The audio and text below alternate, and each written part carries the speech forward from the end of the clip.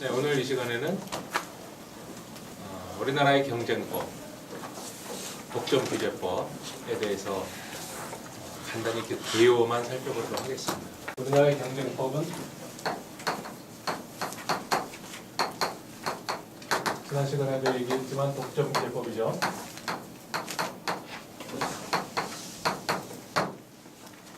경쟁법이라는 것은 경쟁에 관한 법이죠. 경쟁에 관한 법인데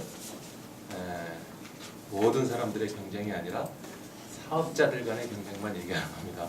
사업자 간의 자유경쟁, 그 자유경쟁을 확보하기 위한 구체적인 수단으로서 공정경쟁을 얘기하는 것이죠. 그래서 경쟁법이라는 것은 공정경쟁법이다, 이렇게 얘기하면 되겠죠. 경쟁법. 우리나라의 경쟁법은 바로 독점규제법이다. 독점규제 및 공정거래에 관한 법률이라고 했죠.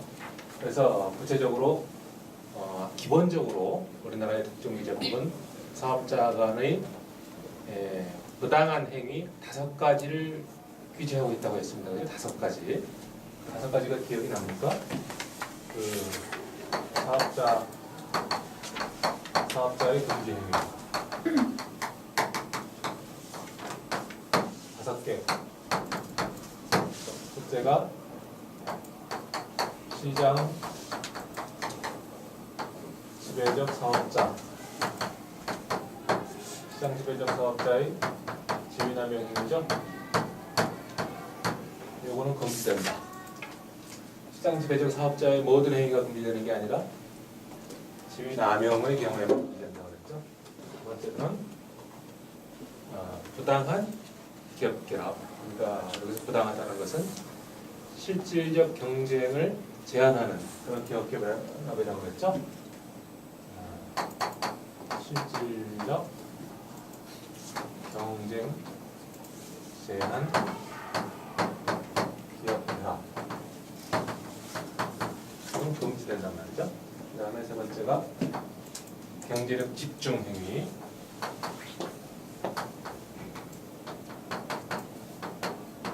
경제력 집중 행위가 금지되는데, 경제력 집중은 2가지가 있다고 했죠. 지주회사에 대한 금지 행위가 있고, 또 대규모 기업 집단으로서 상호출자 제한,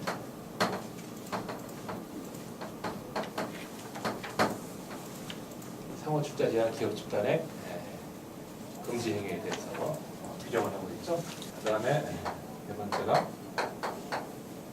부당한 공동행위가 금지되고 있죠. 항상 모든 행위에 대해서 그 부당성이 인정이 될 때 그것만 금지하는 거고, 부당하지 않은 경우에 대해서는 허용하는 겁니다. 절대적으로. 우리나라는 독점을 기본적으로 금지합니까? 허용합니까? 기본적으로 허용한다고 그랬죠. 독점 금지법이 아닙니다. 우리나라 경쟁법 얘기하면서 우리나라의 독점 금지법은 말이죠, 이렇게 얘기하면 틀린 말이에요. 우리나라 독점 규제법이라고 해야 될 수밖에 없는 그 이유가 금지하고 있지 않기 때문에. 시장 지배적 사업자, 사실상 독점을 행사하는 기업이라 하더라도 그 지위를 남용하는 경우 아니면 금지하지 않는다는 거죠.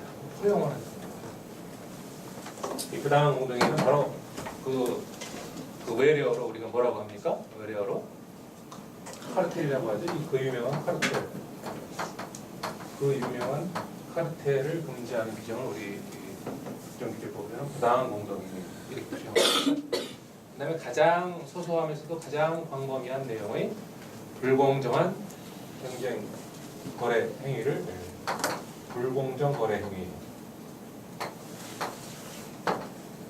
이렇게 해서 금지를 하고 있죠. 이렇게 5가지가 기본적인 금지 행위이다, 이렇게 얘기할 수 있습니다. 우리 독점규제법은 5가지를 기본적으로 금지하고 있습니다. 과거에는 독과점을 금지한다라는 표현을 많이 썼는데, 독과점의 개념이 상당히 애매모호해졌죠. 요즘은 기업체가 한두 개가 아니라 수십 개, 수백 개의 기업체가 같은 제품을 만들어서 판매 활동을 경쟁적으로 하기 때문에 그 뭐 하나의 독점 기업이라든지 또는 2~3개의 과점 기업체가 그게 독과점을 행사하는 경우는 상당히 드문 그런 시대가 되어버렸습니다. 물론 아직도 경제 발전이 미흡한 나라에서는 아직도 독과점 업체가 문제가 되겠죠. 그러나 우리처럼 이렇게 다양화된 이런 경제 구조를 갖고 있는 데에서는 독과점 업체가 사실상 좀 어려운 상황이고, 그런 독과점의 기능을 그대로 하는 그런 사업체를 우리가 시장 지배적 사업자라고 부르는 거죠. 시장 지배적 사업자에 대해서는 이 독점규제법이 신경을 쓴다라는 겁니다. 그래서 우리 그 시장 지배적 사업자의 지위 남용에 대해서 이를 금지한다라는 규정을 우리 독점규제법은 두고 있는데, 시장 지배적 사업자, 시장을 지배하지 않는 그런 중소규모의 기업체 또는 대기업체라 하더라도 시장을 지배하는 정도의 위치에 있지 않은 사업자를 규제할 필요가 전혀 없는 거죠. 전혀 없는 거죠. 시장 지배적 사업자의 개념 범위에 포함을 시키려면 도대체 어느 정도를 말하는 것인가, 어느 정도 있는 걸 말하는 것인가. 시장 지배적 사업자의 의의에 대해서 우리 독점규제법은 이렇게 규정을 하고 있습니다. 일정한 거래 분야의 공급자나 수요자로서 단독 또는 다른 사업자와 함께 상품이나 용역의 가격, 수량, 품질, 기타의 거래 조건을 결정, 유지 또는 변경할 수 있는 시장 지위를 가진 사업자를 말합니다. 굉장히 길게 써놨는데, 시장에서의 거래 조건을 결정하거나 변경할 수 있는 지위를 갖고 있는 그런 지배적인 시장 지배적 사업자를 말한다. 여기서 얘기하는 시장이라는 것은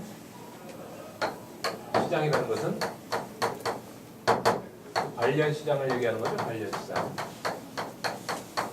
우리 눈에 보이는 이 시장에 가서 뭐 야채도 사고 물건도 사는 그런 시장을 얘기하는 게 아니죠. 우리 법에서는 추상적인 의미의 시장, 마켓을 얘기하는 건데, 그 중에서도 전체 시장을 얘기하는 게 아니라 어떠한 제품에 대해서만 우리가 주목하느냐에 따라서 그 해당 제품의 거래 분야에서만의 시장을 얘기하는 거죠. 이것을 관련 시장이라고 우리가 항상 부르고, 이 관련 시장이라는 용어를 그대로 썼으면 괜히 필요 없는 개념을 안 배워도 되는데, 이 관련 시장이라는 개념을 지금 여기 뭐라고 했습니까?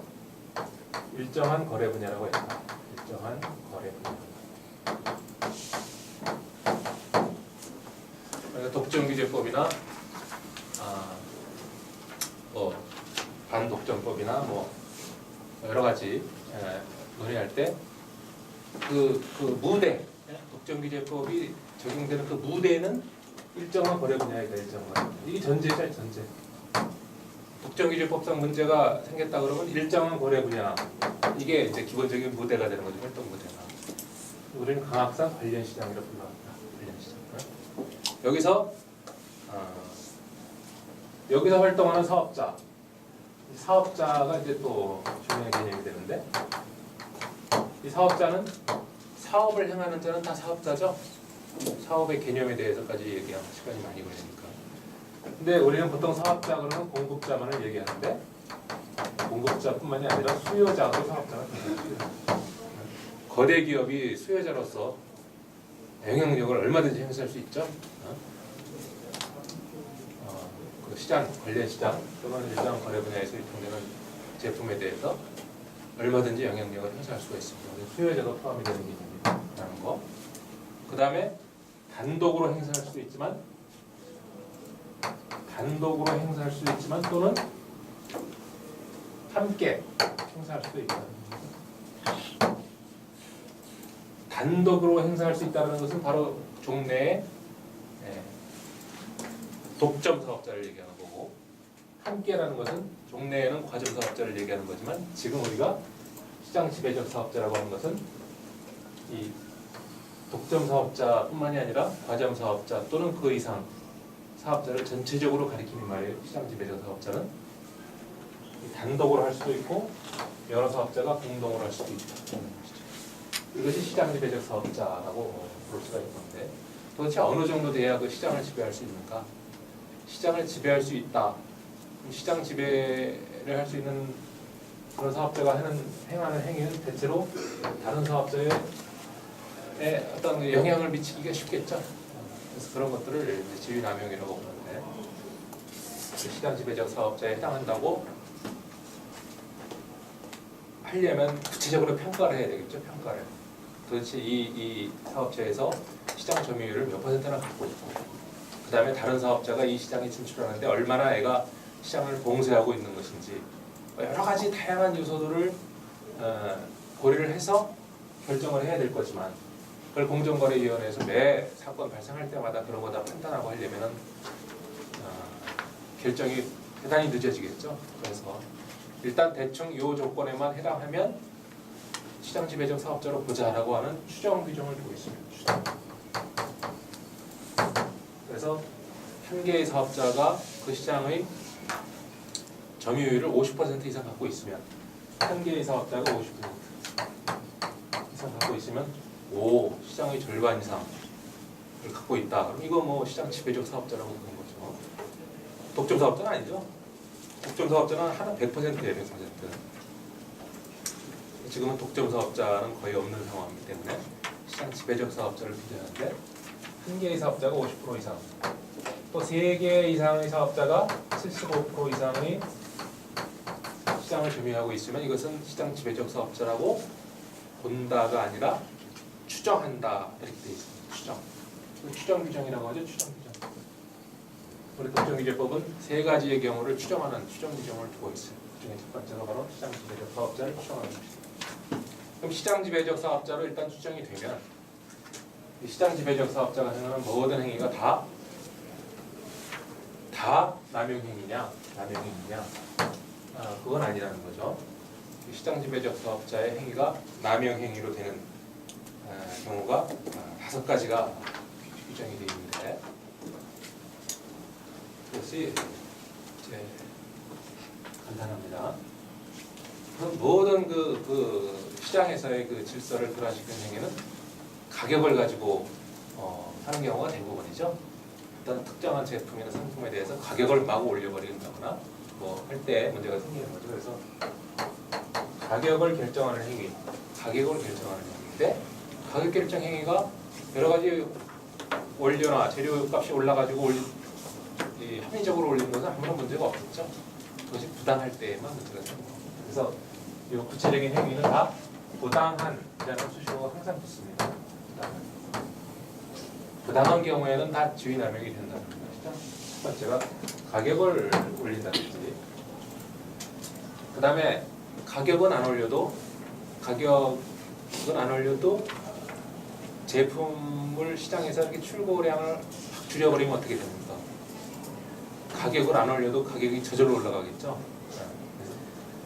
출고량을 조절한다. 가격을 조절하거나 출고량을 조절하거나 또는 사업 활동을 방해한다. 다른 사업자의 사업 활동을 직접적으로 방해할 수가 있겠죠. 그 다음에 시장에 사업자가 몇 개 있었는데 새로운 사업자가 들어올 때 이 사업자를 가뜩이나 우리 사업자가 많은데 쟤 못 들어오게 하자. 방해할 수가 있겠죠. 시장 진입을 방해할 수가 있겠습니다. 그죠? 시장 진입 방해. 그 다음에 또 경쟁 사업자를 진입을 방해하는 게 아니라 이미 존재하는 경쟁 사업자의 활동을 배제하는 경우가 있습니다. 경쟁 사업자의 사업 활동을 경쟁 사업자를 배제하는. 이것은 새로운 신규 시장 진입을 방해하는 거고, 이것은 기존 경쟁 사업자를 배제하는 거죠.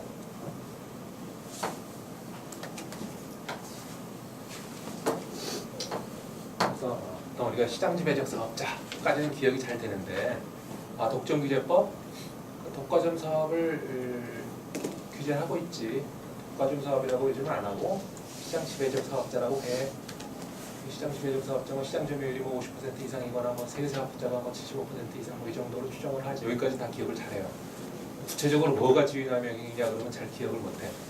그거 가격을 조정한다든지 그런 거지 이렇게밖에 얘기 못하는데 쉽게 기억이 되는 방법이 이거죠. 저한테 벌써 몇 분 기억을 하시는지 모르겠는데 이렇게 요 한 글자씩만 키 레터를 뽑아가지고 하면 요즘에 그 청소년들 이렇게 가출 많이 하죠. 가출. 여러분 여기 뭐 결혼하신 분도 많이 있는데 혹시 우리 애가 불량 그게 빠져들어서 가출했을 경우 어떻게 찾아와야 돼요? 사진을 빨리 파출소에 갖다 주고 얘가 우리 애인데 좀 찾아주세요. 아니면 사진 저기 카피해가지고 길거리에 다니면서 우리 애인데 좀 혹시 보신 적 있나요? 배포해야죠. 배포. 사진을 배포해야 돼. 가출 사진 배. 가출 사진 배. 안 잊어먹겠죠? 가출 사진 배.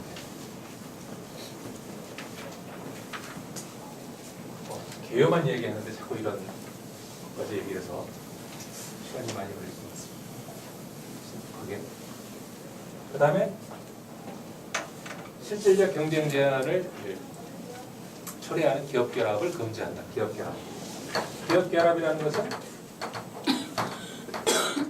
A라는 기업과 B라는 기업이 여기가 계약이죠. 계약.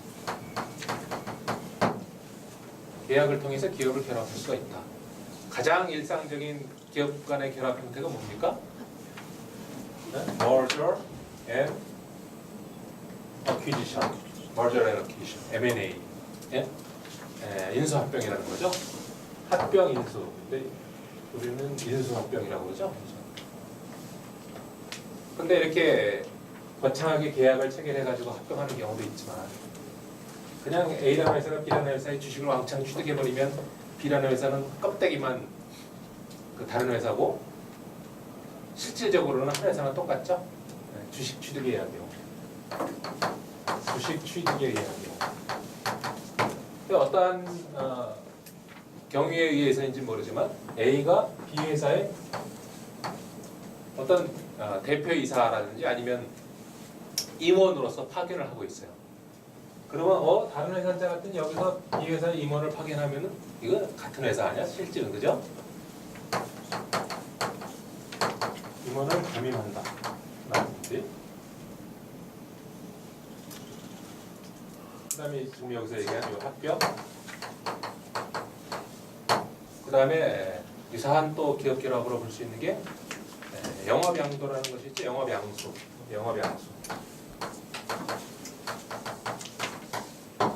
영업양도와 양수 두 가지가 있지만 양도는 팔아버리고 가버리는 거니까 합병의 의미가 없죠. 합병의 의미가 기업 결합의 의미가 있으려면 양수하는 사람 입장에서 봐야죠.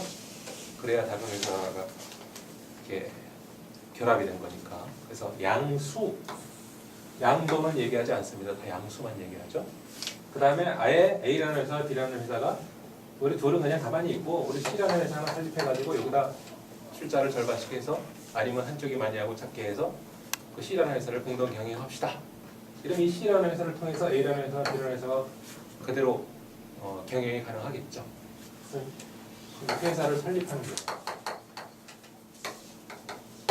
이렇게 기업 결합의 형태를 5가지 형태를 우리 독점기준법은 상정을 하고 있습니다.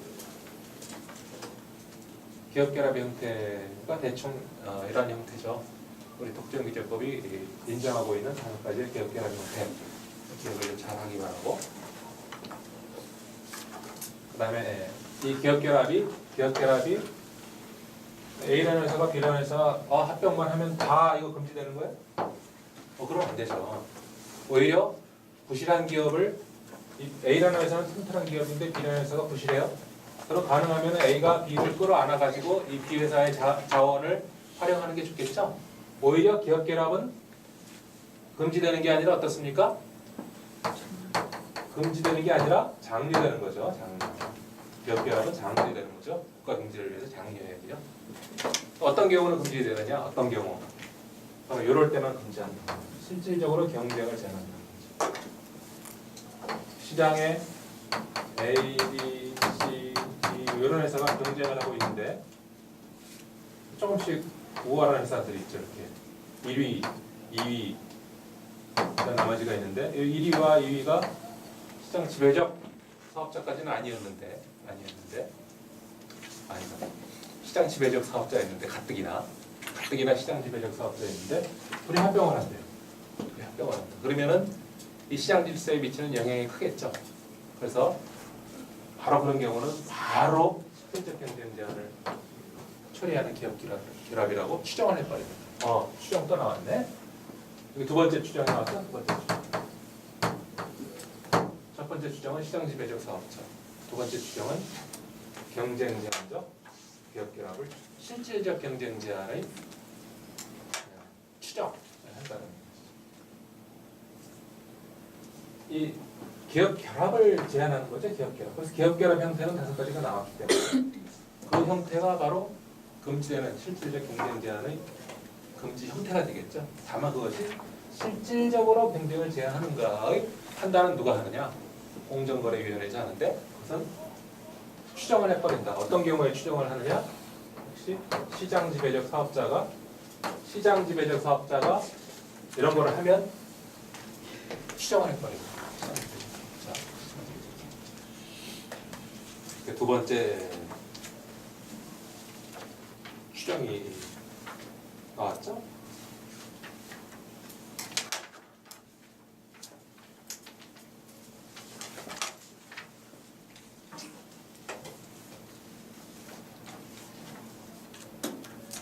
그 구체적인 추정 요건이 있는데 가장 기본적인 건 시장 지배적 사업자.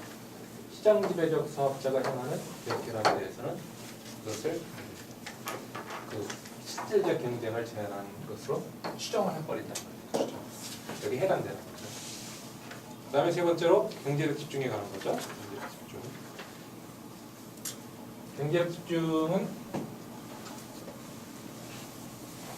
경제력이라고 하는 것은 시장 지배력과는 정확히 일치하는 개념은 아니죠. 경제력이란 말과 시장 지배력 이란 말이 같은 말인가요? 같은 말은 아니죠. 같은 말은 아니지만 상당히 유사한 점이 있습니다. 그죠? 유사합니다. 그렇죠?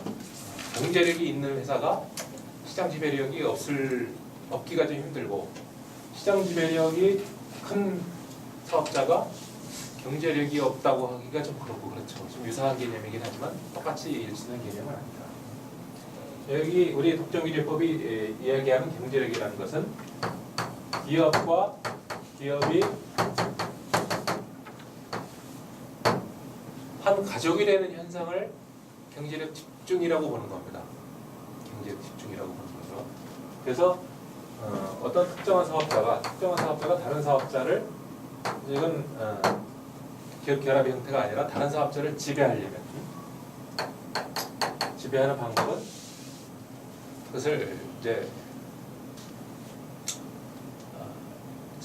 가족 형태가 되는 거죠. 기업 간의 가족 형태의 어떤 관계를 조성해 놓으면 그것이 지배력을 행사하는데 아주 최적의 그런 상태가 되겠죠.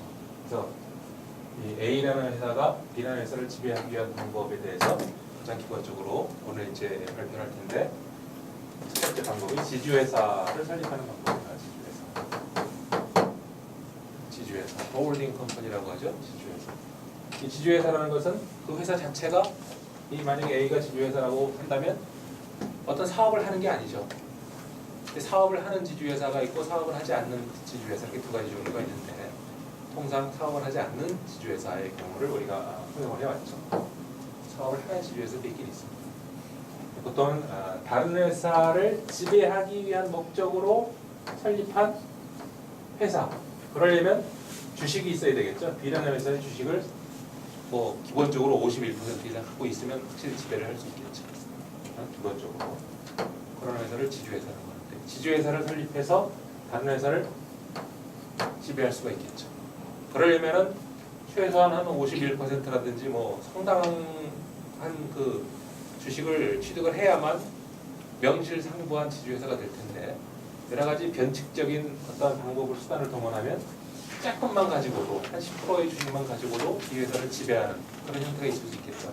그런 것을 이제 막는다라는 겁니다. 그런 것을 경제적 집중행위로서 막는. 두 번째는 대규모 기업 집단을 금지하는 거죠. 대규모 기업 집단.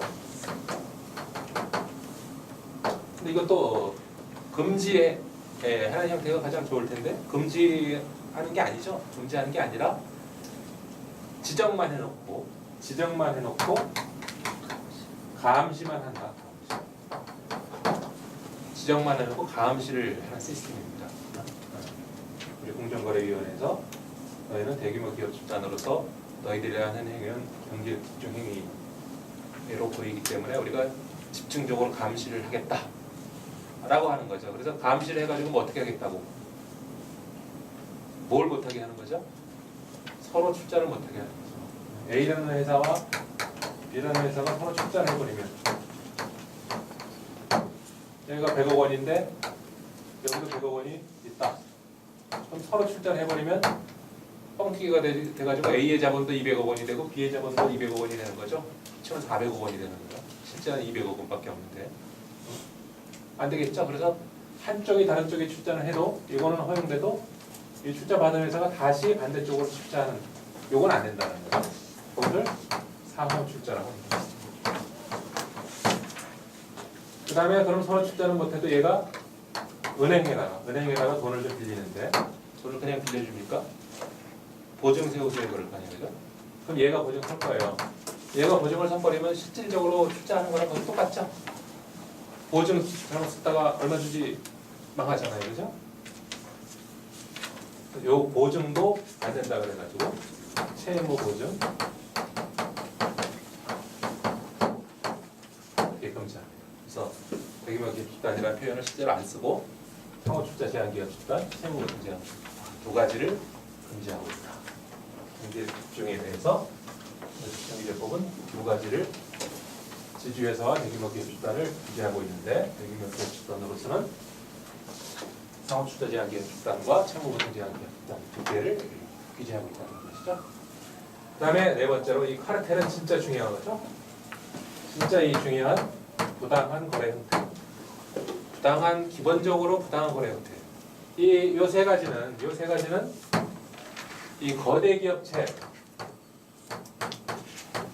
거대 사업자의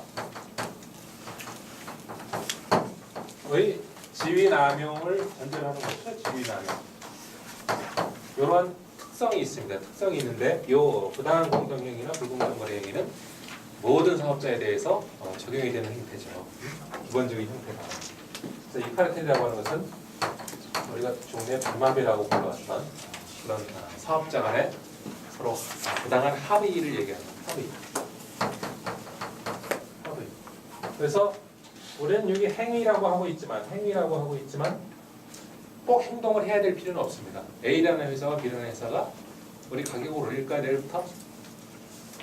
내가 올릴 테니까 내가 저 라면 값을 내가 150원 올릴 테니까 그렇게 아쉬워. 하면서 이렇게 윙크를 딱 한단 말이죠. 일주일 있다가 다른 회사가 마치 우연히 올리는 것처럼 150원을 올린단 말이에요. 좀 있다가. 한 일주일이나 한 달 있다가. 자연스럽죠? 다 올리는 추세니까 저도 올립니다. 뭐 이런 식으로. 근데 그게 이제 담합이라는 거죠. 이번에 그 라면 회사들 간의 그 담합 행위에 대해서 공정위가 적발했죠. 적발해서 1,500억 원 정도의 과징금을 물렸는데 그 이제 공정거래위원회가 이렇게 열심히 해서 적발한 건지 알았더니 그게 아니라 이제 삼행라면에서 자진신고란 거죠. 리니언시 제도를 이용한 겁니다. 자진신고를 왜 했을까요? 자수를 하면 면제가 되죠. 면제가 벌칙이라든지 또는 뭐 과징금이라든지 또는 시험조치 이런 게 다 면제가 돼요. 그죠? 좀 약삭빠른 짓이긴 하지만 그렇게 해줘야 자진신고를 하겠죠? 그게 바로 리니언시 제도인데 우리나라에만 있는 제도가 아니라 유럽과 미국에서 엄청나게 효과가 큰 제도로 확립된 제도입니다. 리니언시 제도라는 것은. 그거 없으면 적발해낼 수가 없죠. 원래 은밀히 행하는 담합행위에 대해서 이 적발해낼 방법이 별로 없다. 그래서 이 자진신고 제도가 상당히 유용하다. 이걸 얘기하고 싶은데 A라는 회사와 B라는 회사가 서로 부당한 합의를 통해서 이 거래 질서를 훼손하는 행위를 다 카르텔이라고 부른단 말이에요. 카르텔. 예를 들면 뭐 가격 카르텔이다. 가격 우리 1,000원씩 같이 올립시다. 100원씩 같이 올립시다. 가격을 담합할 수가 있겠죠. 가격 담합. 가격 담합. 이렇게도 부를 수 있고 이건 기본적인 용어죠. 또는 가격 카르텔. 이렇게 여기에서 그렇게 부를 거고 우리는 종래에 가격 협정 이런 표현도 썼어요. 가격 어그리먼트를 협정이라고 합의보다 좀 더 센 표현으로 가격 협정 이렇게 볼 수가 있겠죠. 여러 가지 표현을 쓸 수 있는데 가격 공동행위 이렇게 되겠죠. 그죠? 이 부당한 공동행위 자체가 이제 하나 용어로 돼야 되는데 너무 길어요. 그죠? 그래서 강학상 가격 협정, 가격 카르텔 이런 표현을 많이 썼단 말이죠. 또 가격뿐만이 아니라 그냥 거래 조건을 설정할 수도 있겠죠. 거래 조건. 야 우리 이렇게 해서 이렇게 해가지고 팔자. 가격은 놔두고 이런 식으로 가능하겠죠. 공급량을 조절한다든지 여러 가지. 그 다음에 그렇지 공급량을 또 분할한다. 공급량을 제한한다든지. 그 다음에 시장을 분할하는 경우가 있겠죠. 지역 카르텔이라는 거 들어봤죠. 지역 카르텔. 옛날에 소주에 관한 지역 카르텔이 있었죠. 서울 경기도에서는 무슨 소주, 강원도에서는 경월 소주, 뭐 전라도에 뭐 삼합 소주, 무학 소주, 제주도에 무슨 이렇게 지역에 가서 그 지역에서만 팔았잖아요, 그죠?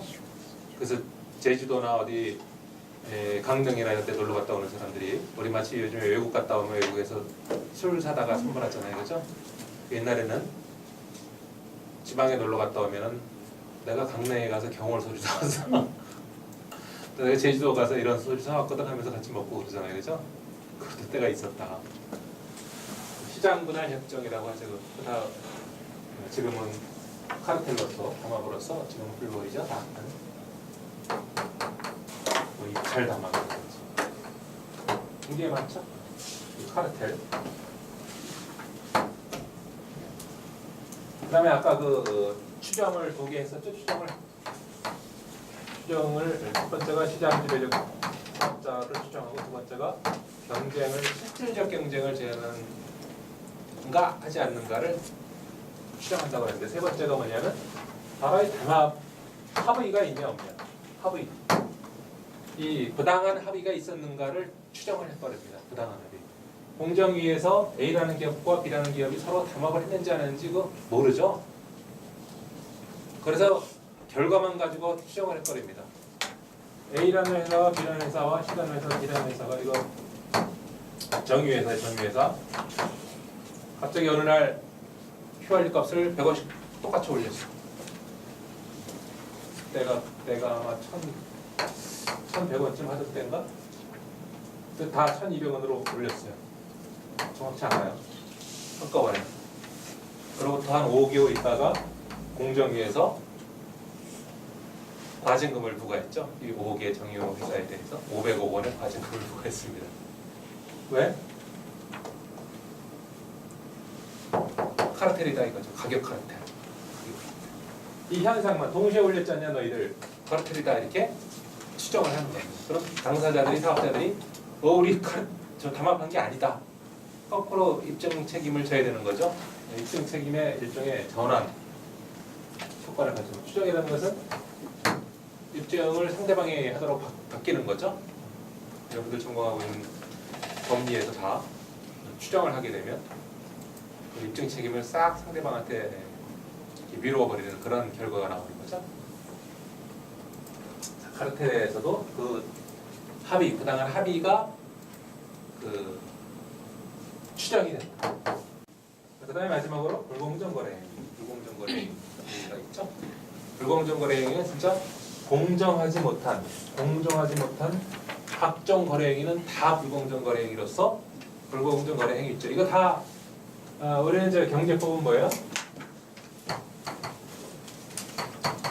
경제법은 이 행정기관에 의해서 규제와 조정이 이루어지는 행정법이죠. 행정법. 그 다음에 또 뭐 시정조치가 행해지고 과징금이 부과되고 다 행정법이죠. 그런데 좀 그 위반의 정도가 큰 행위에 대해서는 형사처벌을 하죠. 형사처벌. 형사처벌하면 무슨 법이에요? 형법이다. 형법. 경제법은 형법이기도 하죠. 형법이기도 합니다. 그럼 우리가 형법을 보면 형법에 이러한 행위에 대해서는 뭐 5년 이상의 징역에 처한다 이렇게 하면 그걸 우리가 무슨 죄 이렇게 부르잖아요. 그죠? 무슨 죄. 그래서 시장지배적 사업자의 시비 이거 다 형법 형사처벌할 수 있는 내용들이죠. 구체적인 구성 요건이 맞으면 다 형사처벌이 돼요. 그래서 시장지배적 사업자 지위남용죄, 실질적 경쟁기한 기업결합죄, 구체적인 구성 요건이 있겠죠. 그 죄, 통합투자 제한도 관련해서 또 부당한 공동행위를 위반했으면 부당한 공동행위죄, 불공정 거래 행위를 했으면 불공정 거래 행위죄. 불공정 거래 행위 중에서 예를 들면 뭐 끼어 팔기를 했다. 끼어 팔기죄 이렇게 되는 거죠. 죄. 죄라는 표현을 쓸 수가 있는 것은 형사처벌을 하고 있게 되는 것입니다. 그죠? 불공정 거래 행위. 우리가 많이 얘기하고 있는 게 뭐 거래 거절 행위라든지 사업자가 거래를 거절한다. 거래 거절하면 안 돼요. 내가 사업을 하는데 누가 와서 거래 좀 합시다 그러는데 아예 똑같이 안 하려면 안 해야고 A라는 사업자하고는 하는데 B라는 사업자는 마음에 안 들어 나랑 술도 안 먹고 안 하면 안 된단 말이지. 거래 거절 행위가 안 되고 좀 추상적으로 얘기하는 감이 좀 있는데 어쨌든 안 된단 말이에요. 그 다음에 차별적 취급을 해도 안 돼요. 지금 이 특히 여기가 그래요. 불공정 거래 행위가 보면은 이게 거래 거절인지 차별적 취급인지, 예? 또는 사업자 배제인지 무슨 경쟁 사업자를 배제하는지, 예? 그 용어가 요 내용은 여기에 해당되는 거 아닌가? 여기보다 뭐 그런 생각이 드는 내용들이 많아요. 그런 거를 따질 필요가 없다는 거죠. 우리 법률이 그렇게 입법을 해놨으니까 법률대로 따라가면 되는 거죠.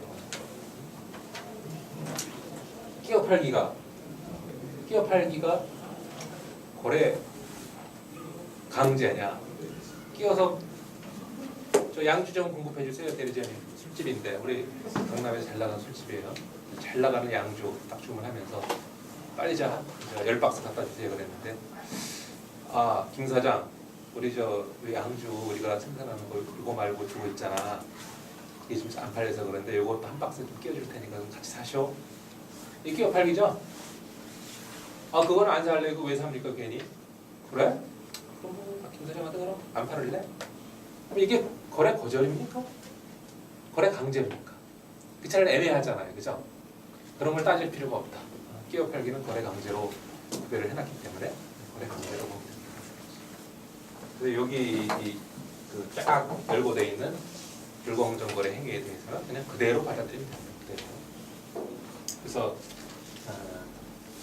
뭐 거래 거절이라든지 차별적 취급이라든지 또 경쟁 사업자를 배제한다든지 또 고객을 유인한다든지 고객을 유인한다. 고객 유인은 많죠. 우리 의학 드라마 많이 보죠. 의학 드라마 많이 보면 제약회사에서 어떻습니까? 제약회사에서 외과 과장님 댁에 딱 가가지고 과장님 사과 좀 드세요. 사과 한 박스 딱 놓고 오죠. 그 사모님이 왜 사과야? 하면서 확 열었는데 사과가 이제 금덩어리다 그러든지 무슨 사과가 그려진 돈이라든지 뭐 이게 들어있어요. 그럼 이제 그 회사에서만 쓰겠죠. 이 과장님은 고객을 병원이라고 하는 고객을 유인하는 행위죠. 고객 유인 행위. 부당한 고객. 여기서 얘기하는 건 부당한이라는 말이 수식이 됩니다. 부당한이라는 말이 다 수식이 돼요. 여기는 만약에 부당한이라는 말이 수식이 안 된 거는 그건 허용되는 겁니다. 그다음 거래 강제라든지 끼어 팔기 같은 거, 지위남용, 거래상 지위남용 같은 거, 구입 강제하는 거, 구입 강제와 끼어 팔기 이런 거 되게 헷갈리잖아요. 아까 좀 전에 얘기했던 거 끼워서 주면서 이거 사 그러면 거래 강제인지 구입을 강제하는 건지 따지지 말라는 거죠. 따지지 말라. 법에서 그렇게 구입을 강제하게 하는 행위는 지위남용이다. 지위남용. 큰 회사가 자기의 거래상 지위를 남용하는 경우에 해당이 됩니다. 그 다음에 조건을 달아요. 너랑 나랑 거래하는데 이러한 조건으로 하자. 구속 조건이라고 하죠. 그것을 구속 조건. 보통 구속 조건 하면 두 가지 조건이 있어요. 조건, 가격 조건과 비가격 조건. 두 가지밖에 없죠. 우리 조건은. 여러분도 개인적으로 누구랑 뭐 할 때 조건이 있어. 그러면 돈 아니면 나머지죠. 둘 중에 돈에 관한 게 제일 중요하잖아요. 그죠? 어? 100만 원 이상씩만 거래하는 거야. 라든지 뭐. 돈 가지고 하는 조건이 제일 중요한 조건이죠. 나머지 비가격 조건. 이거는 그래서 조건도 구속 조건도 비가격 구속 조건. 보통 여기서 이제 구속 조건이라고 하는 것이 이 비가격적인 것을 얘기하고 애초에는 가격 조건도 여기 들어 있었는데 가격은 너무나 좀 중대하기 때문에 따로 뺐어요. 그래서 이 불공정 거래 행위에서 빼가지고 별도로 규정했다고 했죠. 지난 시간에 한번 언급을 했는데 그게 뭐예요? 재판매 가격 유지 행위. 생산자든 뭐 공급자든 다음 단계의 공급자에 대해서 이거 얼마 주고 얼마에 취급하라고 이렇게 재판매 가격을 지정해 주는 행위는 안 된다는 거죠. 만약에 이걸 해서 행사처럼 그렇게 했다 그러면 재판매 가격 유지 행위죄가 되겠죠. 좀 어색하긴 하지만 형벌이기 때문에 그렇게 볼 수가 있습니다. 지금 여기서 불공정 거래 행위로서는 이 비가격 구속 조건만 얘기하는 거예요. 그래서 그 다음에 지원 행위가 있어요. 지원 행위. 보통 내부 부당 거래, 부당 내부 거래라고 하는 거 많이 들어봤죠? 부당 내부 거래, 부당 내부 거래. A라는 회사와 B라는 회사가 A라는 회사가 좀 큰 회사고 B라는 회사가 좀 작은 회사고, 근데 A라는 회사가 B라는 회사에 대해서 그 인력이 모자라, 내가 좀 이렇게 인력 지원 좀 해줄게. 돈 모자라, 돈 좀 빌려줄게. 예? 뭐 집기가 모자라, 좀 빌려줄게. 하면서 지원할 수가 있겠죠? 이것을 부당 내부 거래라고 합니다. 부당 내부 거래. 왜냐면 여기 뭐 CD 많은 회사가 있는데 이 회사에 대해서만 이걸 지원을 하면 경쟁 질서가 흩어지겠죠. 경쟁 질서가. 그래서 이런 것을 부당 내부 거래라고 합니다. 부당 내부 거래. 근데 A라는 회사가 B, C, D 이렇게 많은데 하필 B에다만 이런 지원을 하는 이유는 뭐겠어요? 가족이기 때문에 그렇지. 가족이기 때문에. 어떤 계열회사에 대해서 하는 행위죠. 이거는. 괜히 전혀 관계도 없는 회사 근데 막 지원해줘요. 드라마 보면 그런 거 많죠. 막 쓰러져가는 회사 그 사장님 딸이 이쪽 회사의 사장님 아들과 만나가지고 사정 들어보니까 뭐 그래 그래서 아버지한테 얘기해서 지원을 막 해준다. 그런 경우는 이제 드라마에서나 가능한 일이고 실제 사업에서는 그렇게 사업했다가 망하겠죠. 같은 회사, 같은 계열회사, 같은 계열회사. 그러면 지원을 해주겠죠. 그러니까 이 불공정 거래 행위 중에서 이 부당 내부 거래라고 하는 것은 일반 사업자를 대상으로 한다기보다 계열회사의 경우에 많이 해당이 되겠죠. 이렇게 해서 기본적으로 5가지의 행위에 대해서 금지하고 있죠. 여기다가 이제 좀 전에 얘기했지만 추가해서 재판매 가격 유지 행위.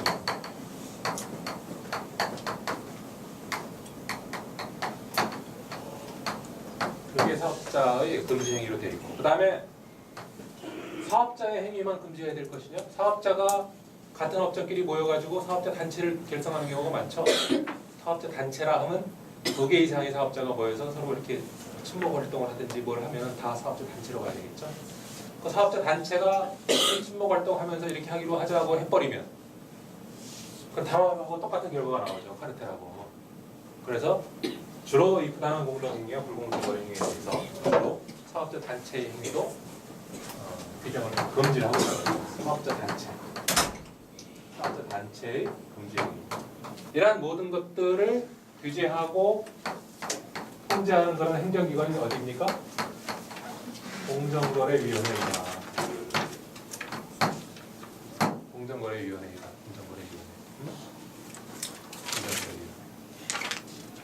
공정거래위원회에서는 어떻게? 공정거래위원회는 조사하고 심의하고 결정을 내리겠죠? 조사하고 심의하고 결정을 내릴 텐데 조사는 직접 사건을 밝혀내는 경우가 있겠죠.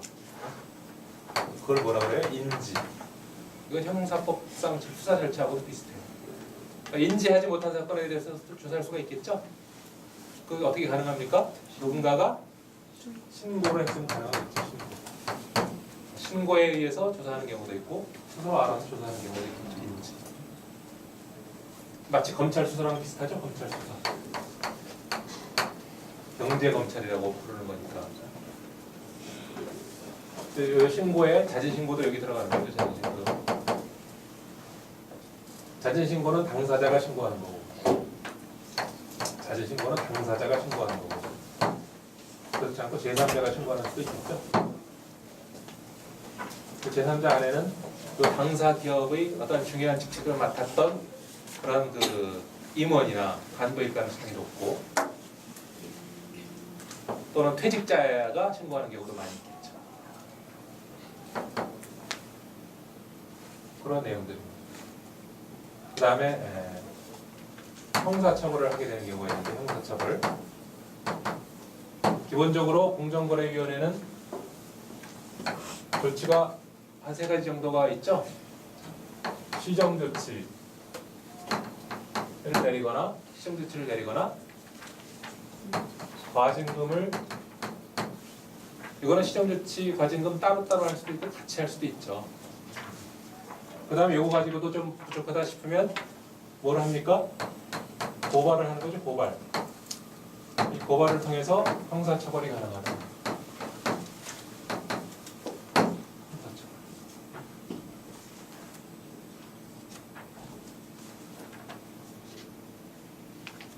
이 독점규제법, 우리나라의 독점규제법, 경비용법과 관련해서 좀 중요한 내용은 이 실체법적인 내용, 도대체 사업자가 해서는 안 되는 금지 행위가 뭐냐, 그 실체가 뭐냐고 하는 실체법적인 내용이 중요하고, 구체적인 절차상의 어떤 문제점, 절차법적인 내용, 공정거래위원회가 어떠한 절차를 거쳐서 어떻게 하고, 그 이런 집행을 함에 있어서 청문 절차를 거쳐야 된다. 청문. 사업자한테 과징금을 수천억 원씩, 수백억 원씩 부과하려면 당사자의 말도 좀 들어봐야 되죠. 그 의견 진술의 권리라고 하는데, 의견 진술. 이거 반드시 들어줘야 됩니다. 모든 행정법상의 기본 원칙이 청문을 인정하는 거죠. 행정기구가, 행정청이 행정법상의 권한을 발동함에 있어서는 반드시 청문을 거쳐야 됩니다. 전제 조건이죠. 청문. 그 당사자의 의견을 들어줘야 되죠. 청문을 실시해야 됩니다. 경제법에도 있다. 경제법에도 의견 진술의 기회.